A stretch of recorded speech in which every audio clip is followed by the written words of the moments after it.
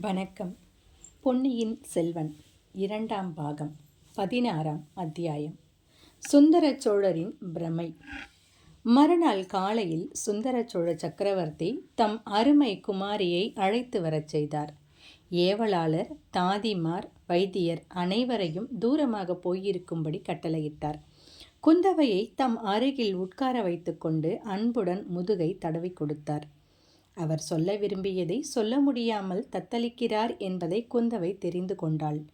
அப்பா, என் பேரில் கோபமா என்று கேட்டாள். சுந்தர சோழரின் கண்களில் கண்ணீர் துளிர்த்தது. உன் பேரில் எதற்குமா எனக்கு கோபம் என்றார். தங்கள் கட்டளையை மீறி தஞ்சாவூருக்கு வந்ததற்காகத்தான். ஆமாம், என் கட்டளையை மீறி நீ வந்திருக்கக்கூடாது. இந்த தஞ்சாவூர் அரண்மனை இளம் பெண்கள் வசிப்பதற்கு ஏற்றதல்ல. இது நேற்று ராத்திரி நடந்த சம்பவத்திலிருந்து உனக்கே தெரிந்திருக்கும். எந்த சம்பவத்தை பற்றி சொல்கிறீர்கள் அப்பா? அந்த கொடும்பாளூர் பெண் மூர்ச்சையடைந்ததை பற்றித்தான் சொல்லுகிறேன். அந்த பெண்ணுக்கு இப்போது உடம்பு எப்படி இருக்கிறது? அவளுக்கு இன்றைக்கு ஒன்றுமே இல்லை. அப்பா, பழையாறையிலும் அடிக்கடி இவள் இப்படி பிரஜை இழப்பது உண்டு. கொஞ்ச நேரத்துக்கெல்லாம் சரியாய் போய்விடும். அவளை கேட்டாயா அம்மா? ராத்திரி இந்த அரண்மனையில் அவள் ஏதேனும் கண்டதாகவோ கேட்டதாகவோ சொல்லவில்லையா? குந்தவை சற்று யோசித்துவிட்டு, ஆமப்பா, நாங்கள் எல்லோரும் துர்க்கை ஆலயத்திற்கு சென்றிருந்த போது அவள் தனியாக மேல் மாடத்துக்கு போக பார்த்தாலாம். அப்போது யாரோ பரிதாபமாக புலம்புவது போல கேட்டதாம். அது அவளுக்கு பயத்தை உண்டாக்கியதாக சொன்னாள் என்றாள். அப்படித்தான் நானும் நினைத்தேன். இப்போதேனும் அறிந்தாயா குழந்தாய்? இந்த அரண்மனையில் பேய் உலாவுகிறது. நீங்கள் இங்கே இருக்க வேண்டாம், போய்விடுங்கள் என்று சுந்தர சோழர் கூறிய போது அவர் உடல் நடுங்குவதையும் அவருடைய கண்கள் வெறித்தபடி எங்கேயோ பார்ப்பதையும் குந்தவை கவனித்தாள். அப்பா, அப்படியானால் தாங்கள் மட்டும் இங்கே எதற்காக இருக்க வேண்டும்? அம்மா இங்கே எதற்காக இருக்க வேண்டும்? எல்லோரும் பழையாறைக்கே போய்விடலாமே. இங்கே வந்ததினால் உங்கள் உடம்பு குணமாயிருப்பதாகவும் தெரியவில்லையே என்றாள். சக்கரவர்த்தி துயரம் தோய்ந்த புன்னகை புரிந்து, என் உடம்பு இனிமேல் குணமாவது ஏது? அந்த ஆசை எனக்கு கொஞ்சமும் கிடையாது என்றார். அப்படியே நிராசை அடைய வேண்டும் அப்பா. பழையாறை வைத்தியர் தங்கள் உடம்பை குணப்படுத்த முடியும் என்று சொல்கிறார். அவர் சொல்வதை நம்பி நீயும் இலங்கையிலிருந்து மூலிகை கொண்டு வர ஆள் அனுப்பி இருக்கிறாயாமே? நான் கேள்விப்பட்டேன் மகளே. என் பேரில் உனக்குள்ள பாசத்தை அது காட்டுகிறது. தந்தையிடம் மகள் பாசம் கொண்டிருப்பது தவறா அப்பா? அதில் தவறு ஒன்றுமில்லை. இப்படிப்பட்ட வாஞ்சையுள்ள புதல்வியை பெற்றேனே, அது என் பாக்கியம். இலங்கையிலிருந்து மூலிகை கொண்டு வர நீ ஆள் அனுப்பியதிலும் தவறில்லை.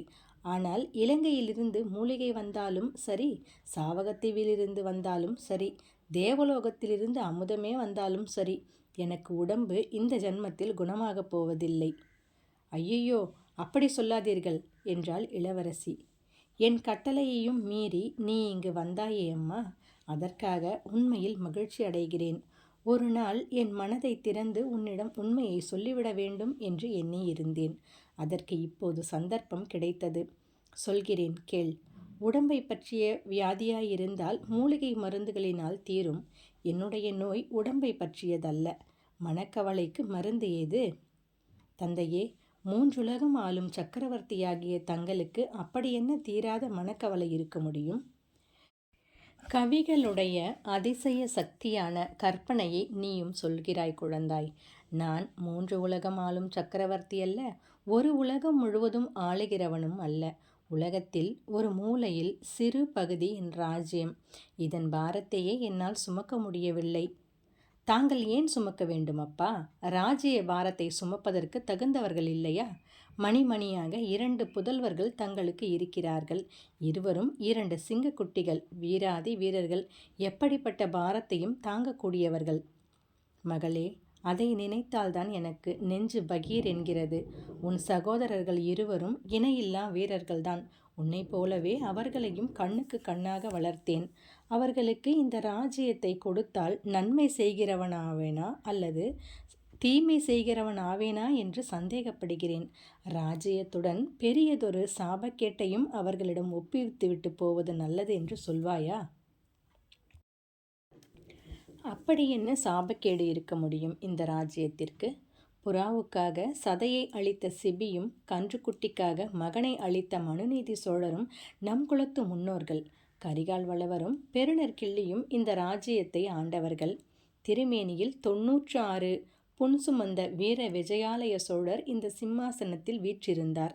காவேரி நதி தீரத்தில் 108 ஆலயங்கள் எடுப்பித்த ஆதித்த சோழரும் சிற்றம்பலத்துக்கு பொன்வேந்து பொன்னம்பலமாக்கிய பராந்தகரும் இந்த ராஜ்யத்தை விஸ்தரித்தார்கள்.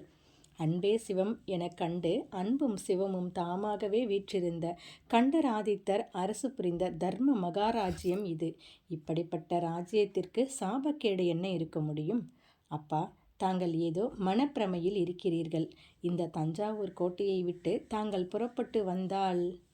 நான் இவ்விடம் விட்டு புறப்பட்டால் அடுத்த கணம் என்ன ஆகும் என்று உனக்கு தெரியாது. அழகிய பழையாறையை விட்டு இந்த தஞ்சை கோட்டையாகிய சிறையில் நான் சந்தோஷத்துக்காக இருக்கிறேன் என்று கருதுகிறாயா?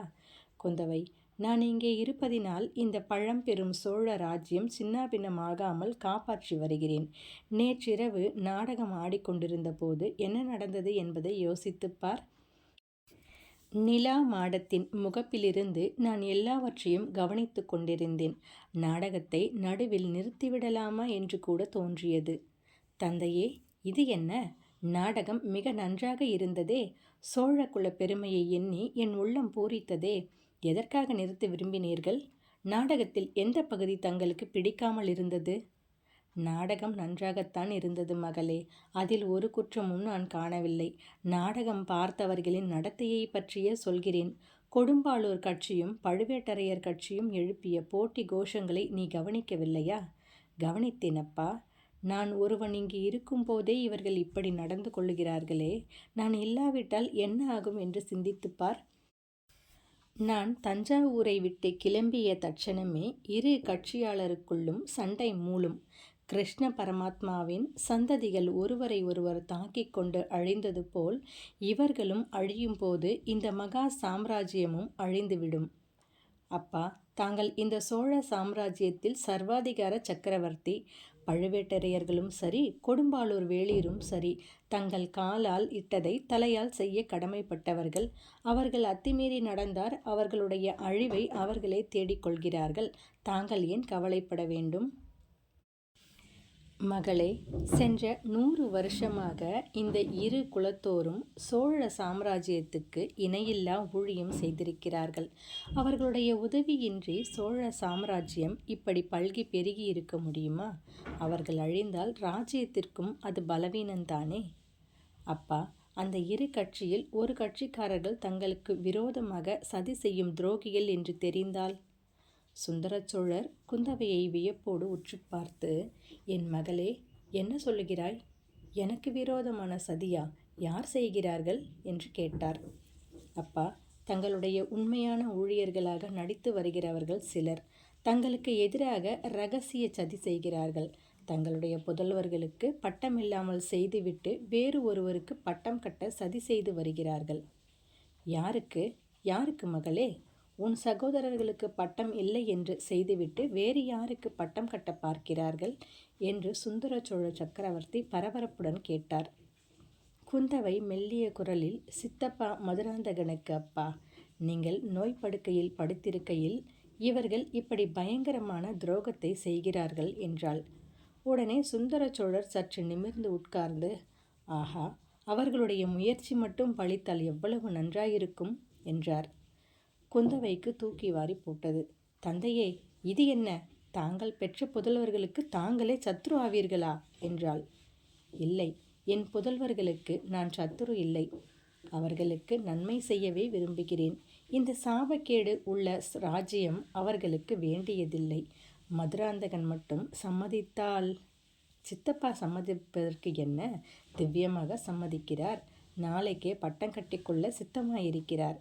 அம்மாதிரி தாங்கள் செய்ய போகிறீர்களா? என் தமையனின் சம்மதம் கேட்க வேண்டாமா? ஆம், ஆதித்த கரிகாலனை கேட்க வேண்டியதுதான். அவனை கேட்டால் மட்டும் போதாது, உன் பெரிய பாட்டி சம்மதிக்க வேண்டும். பிள்ளைக்கு பட்டம் கட்டினால் தாயார் வேண்டாம் என்று சொல்வாளா? ஏன் சொல்ல மாட்டாள்? உன் பெரிய பாட்டியுடன் இத்தனை நாள் பழகியும் அவரை நீ அறிந்து கொள்ளவில்லையா? செம்பியன் மாதேவியின் வற்புறுத்தலினாலேயே நான் அன்று சிம்மாசனம் ஏறினேன். ஆதித்தனுக்கும் இளவரசு பட்டம் கட்டினேன். குந்தவை, உன் பெரிய பாட்டிக்கு உன் பேரில் மிக்க அன்பு உண்டு. நீ அவரிடம் நயமாக சொல்லி மதுராந்தகனுக்கு பட்டம் கட்டுவதற்கு சம்மதம் வாங்கிவிடு. குந்தவை திகைத்து போய் பேசாமல் இருந்தாள். பிறகு காஞ்சிக்கு போ. அங்கே உன் அண்ணன் ஆதித்த கரிகாலனிடம் சொல்லி இந்த சாபக்கேடு வாய்ந்த ராஜ்யம் எனக்கு வேண்டாம் என்று சொல்லும்படி செய்துவிடு. மதுராந்தகனுக்கே பட்டம் கட்டிவிடுவோம்.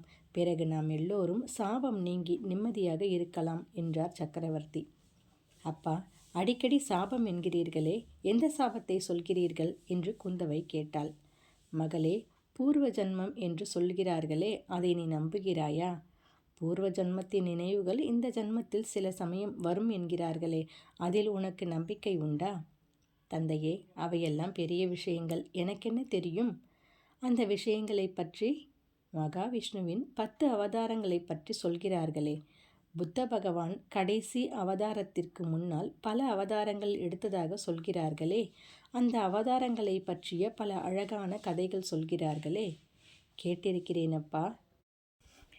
கடவுளுக்கும் அவதார புருஷர்களுக்குமே அப்படியென்றால் சாதாரண மனிதர்களுக்கு மட்டும் முற்பிறவிகள் இல்லாமல் இருக்குமா? இருக்கலாம் அப்பா. சில சமயம் எனக்கு பூர்வ ஜன்ம நினைவுகள் வருகின்றன மகளே.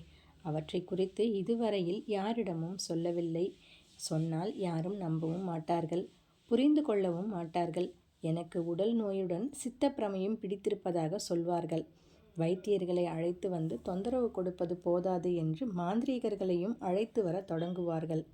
ஆம் தந்தையே, இப்போதே சிலர் அப்படி சொல்கிறார்கள். தங்கள் நோய் மருத்துவத்தினால் தீராது, மாந்திரீகர்களை அழைக்க வேண்டும் என்று கூறுகிறார்கள். பார்த்தாயா? நீ அப்படியெல்லாம் நினைக்க மாட்டாயே. நான் சொல்வதை கேட்டுவிட்டு சிரிக்க மாட்டாயே என்றார் சக்கரவர்த்தி. கேட்க வேண்டுமா அப்பா? உங்களுடைய மனம் எவ்வளவு நொந்திருக்கிறது என்று எனக்கு தெரியாதா? தங்களை பார்த்து நான் சிரிப்பேனா என்று குந்தவை கூறினாள். அவளுடைய கண்ணில் நீர் மல்கிற்று. எனக்கு தெரியும் மகளே, அதனாலேதான் மற்ற யாரிடமும் சொல்லாததை உன்னிடம் சொல்கிறேன். என்னுடைய பூர்வ ஜன்ம நினைவுகளில் சிலவற்றை சொல்கிறேன் கேள் என்றார் சுந்தர சோழர். 4 புறமும் கடல் சூழ்ந்த ஓர் அழகிய தீவு. அத்தீவில் எங்கெங்கும் பச்சை மரங்கள் மண்டி வளர்ந்திருந்தன. மரங்கள் இல்லாத இடங்களில் நெருங்கிய புதர்களாயிருந்தன. கடற்கரையோரத்தில் ஒரு புதரில் வாலிபன் ஒருவன் ஒளிந்து கொண்டிருந்தான். சற்று தூரத்தில் கடலில் பாய்மரம் விரித்து சென்ற கப்பல் ஒன்றை உற்று பார்த்து கொண்டிருந்தான். அது மறையும் வரையில் பார்த்து கொண்டு நின்றான். பிறகு, அப்பா, பிழைத்தோம் என்று பெருமூச்சு விட்டான். அந்த வாலிபன் ராஜகுலத்தில் பிறந்தவன். ஆனால் ராஜ்யத்திற்கு உரிமை உள்ளவன் அல்ல. ராஜ்யமாலும் ஆசையும் அவனுக்கு கிடையாது. அவனுடைய தகப்பனாருக்கு முன்னால் பிறந்த 3 சகோதரர்கள் இருந்தார்கள். ஆகையால் ராஜ்யம் ஆளுவதை பற்றி அவன் கனவிலும் நினைக்கவில்லை, ஆசை கொள்ளவும் இல்லை. கடல் கடந்த நாட்டுக்கு போருக்கு சென்ற சைனியத்தோடு அவனும் போனான். ஒரு சிறிய படையின் தலைமை அவனுக்கு அளிக்கப்பட்டிருந்தது. போரில் அவனுடைய சைன்யம் தோல்வியுற்றதும் கணக்கற்றவர்கள் மாண்டார்கள். வாலிபன் தலைமை வகித்த படையிலும் எல்லோரும் மாண்டார்கள். அந்த வாலிபனும் போரில் உயிரை விட துணிந்து எவ்வளவோ சாகச செயல்கள் புரிந்தான். ஆனாலும் அவனுக்கு சாவு நேரவில்லை. தோற்று ஓடிய சைனியத்தில் உயிரோடு தப்பி பிழைத்தவர்கள் துறைமுகத்துக்கு வந்து சேர்ந்தார்கள். திரும்பி தாய்நாடு செல்வதற்கு அவர்கள் ஆயத்தமானார்கள். திரும்பி போவதற்கு அந்த வாலிபன் மட்டும் விரும்பவில்லை. தன் கீழிருந்த படைவீரர்கள் அனைவரையும் பறிகொடுத்துவிட்டு அவன் தாய்நாட்டுக்கு திரும்பிச் செல்ல விரும்பவில்லை. அவனுடைய குலத்தை சேர்ந்தவர்கள் மகா வீரர்கள் என புகழ் பெற்றவர்கள். அந்த புகழுக்கு தன்னால் அபகீர்த்தி நேருவதை அவன் விரும்பவில்லை. ஆகையால் கப்பல் போய்கொண்டிருந்த போது சற்று தூரத்தில் அழகிய தீவு ஒன்று தெரிந்தபோது வாலிபன் மற்ற யாரும் அறியாமல் கடலில் மெல்ல குதித்தான். நீந்திக் கொண்டே போய் தீவில் கரையேறினான். கப்பல் கண்ணுக்கு மறையும் வரையில் காத்திருந்தான். பிறகு ஒரு மரத்தின் மேல் ஏறி அதன் அடிக்கிளையில் உட்கார்ந்து கொண்டு சுற்றுமுற்றும் பார்த்தான். அந்த தீவின் அழகு அவன் மனதை கவர்ந்தது. ஆனால் அத்தீவில் மனித சஞ்சாரமே இல்லை என்று தோன்றியது. அச்சமயம் அது ஒரு குறை என்று அவனுக்கு தோன்றவில்லை. அவனுடைய உற்சாகம் மிகுந்தது. மரக்கிளையில் சாய்ந்து உட்கார்ந்திருந்தபடி வருங்காலத்தை பற்றி பகற்கனவு கண்டு கொண்டிருந்தான். திடீரென்று மனித குரலில், அதுவும் பெண் குரலில் ஒரு கூச்சல் போட்டது. திரும்பி பார்த்தான். இளம் பெண்ணொருத்தி கூச்சலிட்ட வண்ணம் ஓடிக்கொண்டிருந்தாள். அவளை தொடர்ந்து பயங்கரமான கரடி ஒன்று ஓடியது. அவன் பார்த்து கொண்டிருக்கும் போதே கரடி மேலும் மேலும் அந்த பெண்ணை நெருங்கி கொண்டிருந்தது. இருவருக்கும் இடையே இருந்த தூரம் குறுகி கொண்டிருந்தது. வேறு யோசனை ஒன்றும் செய்வதற்கு அப்போது நேரம் இருக்கவில்லை. வாலிபன் மரக்கிளையிலிருந்து பொத்தென்று கீழே குதித்தான்.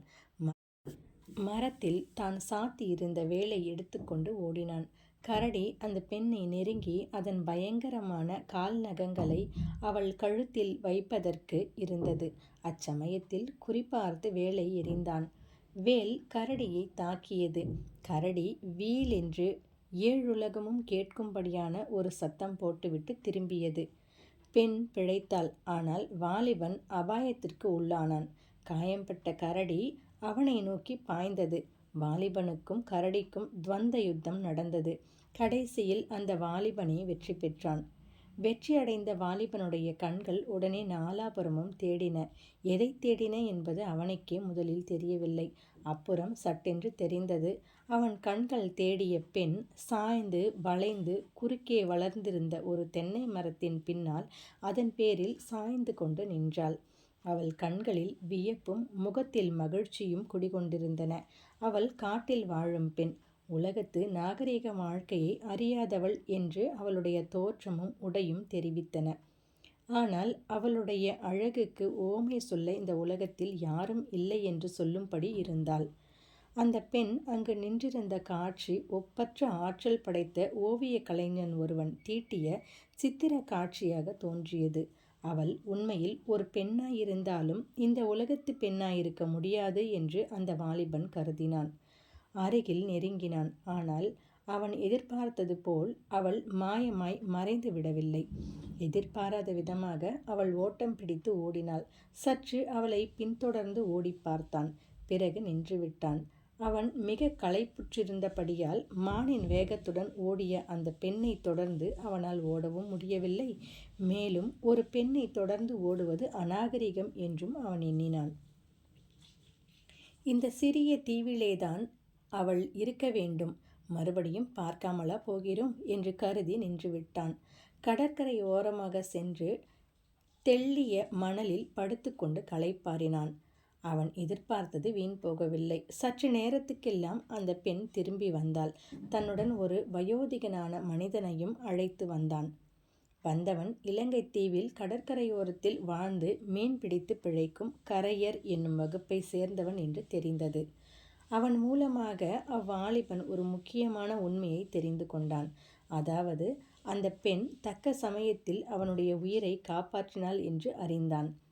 அவன் மரக்கிளையின் மேல் உட்கார்ந்து கடலையே கூர்ந்து கவனித்து கொண்டிருந்த போது கரடி ஒன்று அவன் பின்பக்கமாக வந்து அவனை உற்று பார்த்தது. பிறகு மரத்தின் மேல் ஏறத் தொடங்கியது.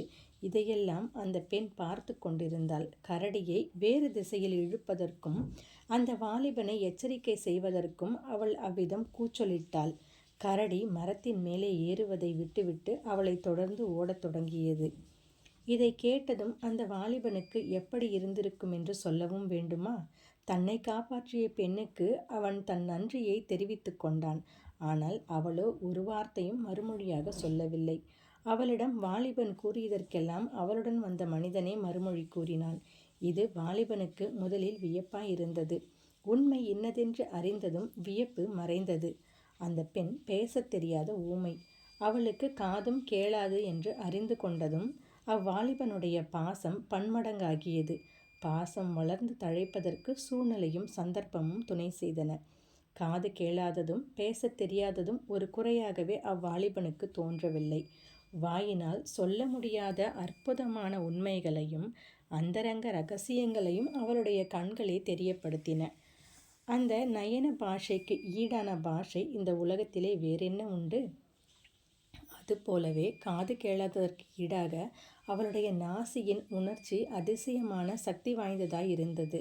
அடர்ந்த காட்டின் மத்தியில் வெகு தூரத்தில் மறைந்திருக்கும் காட்டு மிருகம் என்னதென்பது அவளுடைய முகர்தல் சக்தியை கொண்டே கண்டுபிடிக்க அவளால் முடிந்தது. ஆனால் இதெல்லாம் என்னத்திற்கு? இருதயங்கள் இரண்டு ஒன்று சேர்ந்து விட்டால் மற்ற புலன்களை பற்றி என்ன கவலை? அந்த வாலிபனுக்கு அத்தீவு சொர்க்க பூமியாகவே தோன்றியது. நாட்கள், மாதங்கள், வருஷங்கள் இவ்விதம் சென்றன. எத்தனை நாள் அல்லது எத்தனை வருஷம் ஆயிற்று என்பதை கணக்கு பார்க்கவே அவன் மறந்துவிட்டான். வாலிபனுடைய இந்த சொர்க்க வாழ்வுக்கு திடீரென்று ஒரு நாள் முடிவு நேர்ந்தது. கப்பல் ஒன்று அந்த தீவின் அருகில் வந்து நின்றது.